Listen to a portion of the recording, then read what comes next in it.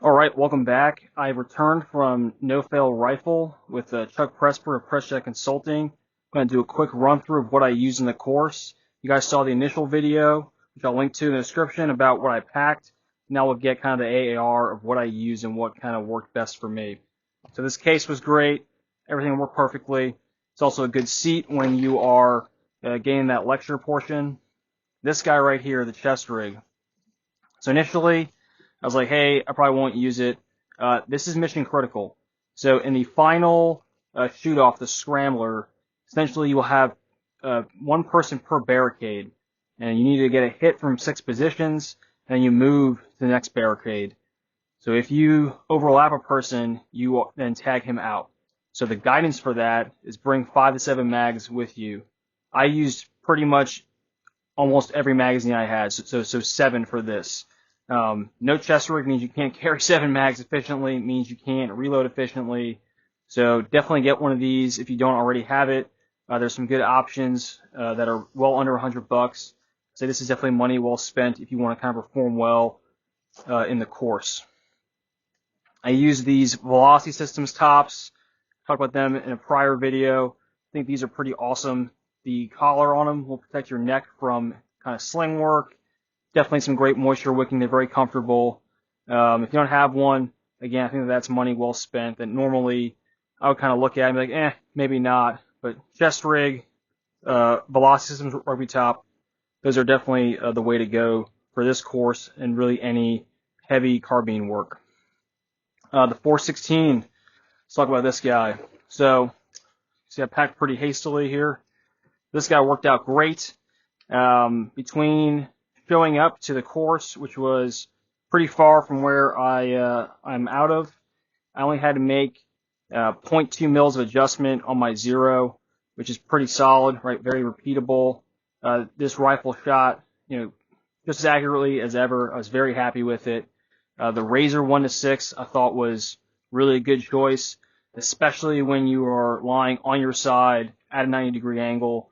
Just the eye box on this thing, really pays off, where something that's maybe a little bit tighter would not.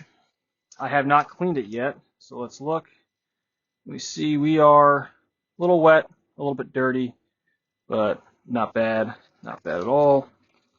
I'll probably do one pass of a bore snake on the barrel, kind of just wipe down the rest of it. My Surefire here, it's a little bit loose on the Arasaka mount. So Arasaka to handguard, we're good. It's just Surefire to Arasaka, loosen up a bit. I'll take the Arasaka off, retighten, re-Loctite, and I'll be fine there. My Cloud defensive mount, no issues, all good. Everything else, solid. Nothing came loose, just this light. So really not the end of the world. If you are taking this course and you do not have a forward sling point, you need to get one.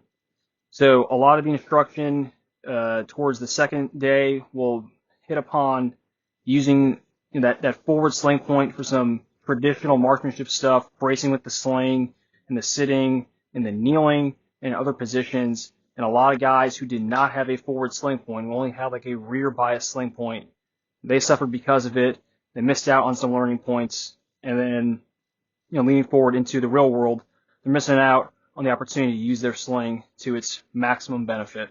So get yourself a forward sling point, get yourself a rear one, and you'll be doing well from there.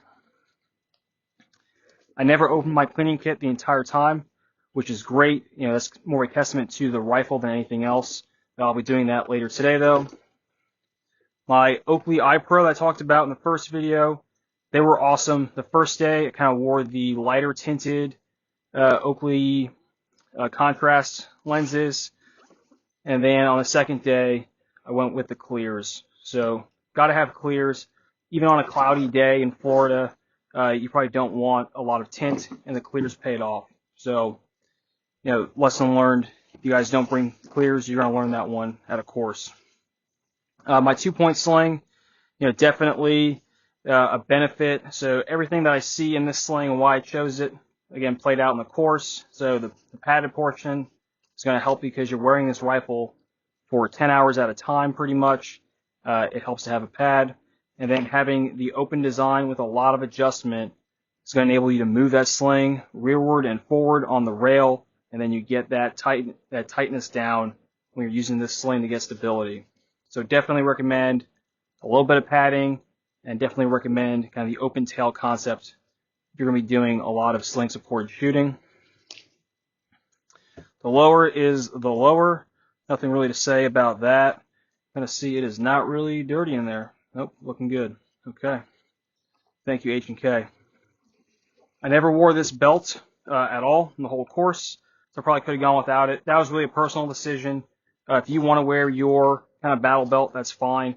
A bunch of guys did. I just chose not to wear it during the course. I did not use my shot timer. Chuck brought shot timers. This pad was like the MVP of the course.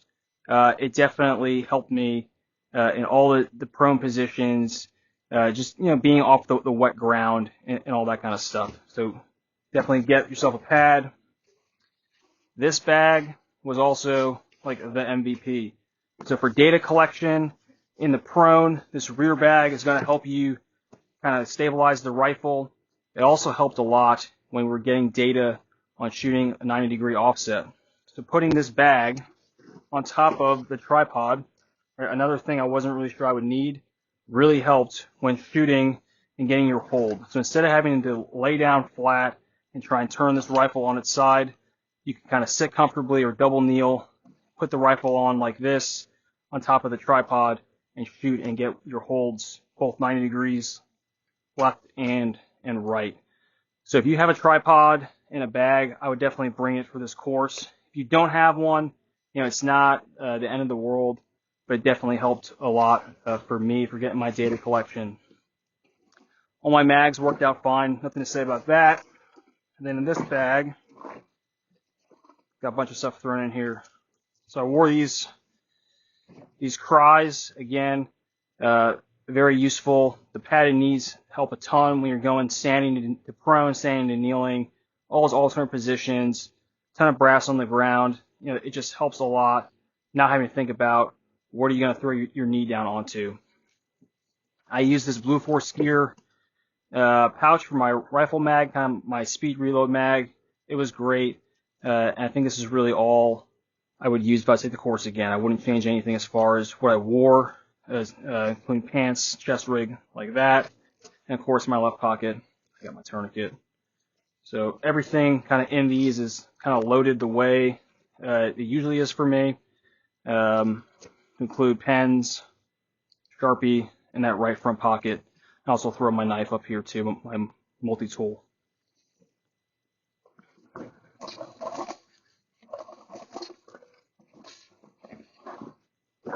Bipod and 20-round magazine. Again, things I did not necessarily think I would need for the course, but with doing data collection, getting a solid 0, these things paid off. Bipod, rear bag, 20-round magazine. It just makes everything easier, makes it more consistent. You can leave your rifle in position, and it recoils much more consistently, so you know when you're making your adjustments that you're actually zeroing the rifle instead of making adjustments to a shooter-induced error. On that note, this Geisley handguard for the 416 is really excellent. Big barrel nut, very rigid handguard. So putting this gun on a bipod does not induce really any changes to the harmonics of the gun. So I'm confident zeroing it with a bipod and knowing that when I take that bipod off and I change the input into the handguard, it is not affecting the point of impact. If you have a BCM, KMR rail, or some other very light rail with a small barrel nut, I really caution you against zeroing off a bipod because that probably is putting some input into the gun and it's affecting your zero. So know that going into it. You can probably play around with it as people are getting their zeros and see the impact shift.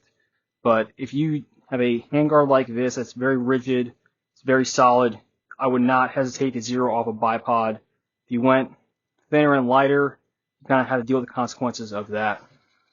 Overall, the course went great. I'll probably throw some small clips of it up throughout the next week or two so you guys can kind of see what it was like. Any questions, guys? As always, put them in the comments. I hope to make you guys some more videos coming through and hit up you guys with those answers. Thanks.